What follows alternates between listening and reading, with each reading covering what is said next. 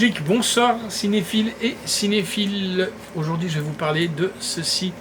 Jack Mimoun et le secret de Vila Verde.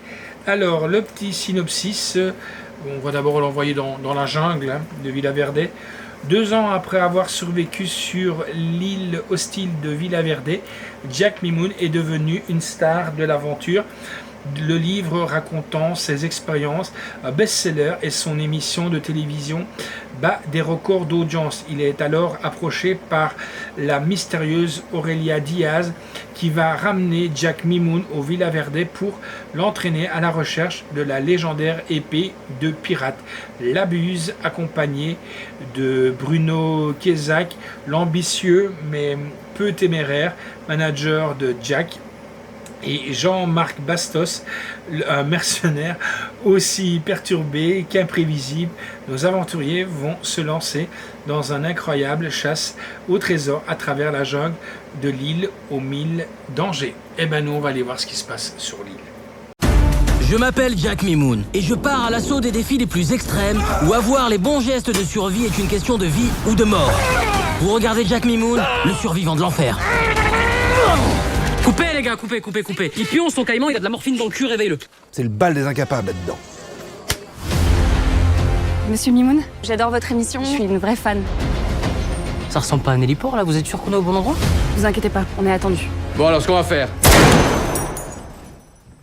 on va procéder à la fouille et puis je vous emmène à l'hélicoptère. Aïe, non. Quoi ça va? À vous? Vous ne me touchez pas. Fouillez-vous? Pardon? Fouillez-vous? C'est un malade. On va pas monter là-dedans. Il a fait 6 guerres cet hélico, d'accord? Toute ma vie, j'ai rêvé de croiser la route d'un homme comme vous. Vous êtes un aventurier. Il y a 20 ans, mon père s'est envolé pour une destination inconnue. Et depuis, il a plus donné aucun signe de vie. Attention! C'est pas lui que je cherche. C'est ce qu'il était venu chercher ici.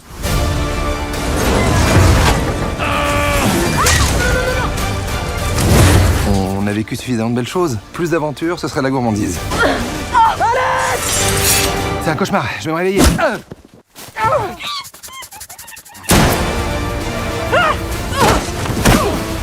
Moi aussi, il m'est arrivé des trucs. L'appendicite et j'ai douillé. Vous n'étiez pas couvert par une mutuelle? Il y a des fausses économies, ça. Parce que quand ça cogne, hein. Chez vous, les mots sortent comme ils peuvent, quoi. Vous contrôlez rien, j'ai l'impression. Non ?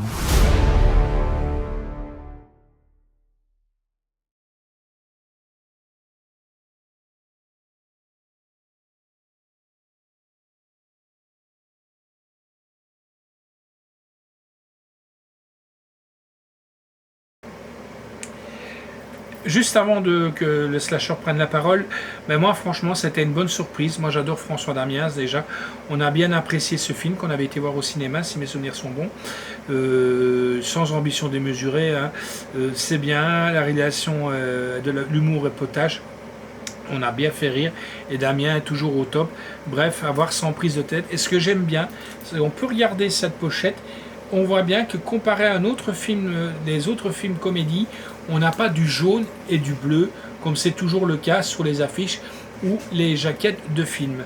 Alors, qu'est-ce que toi tu en penses? Bah, une bonne comédie, je suis vraiment pas fan des comédies grand public françaises. C'est de la surproduction pour de la surproduction.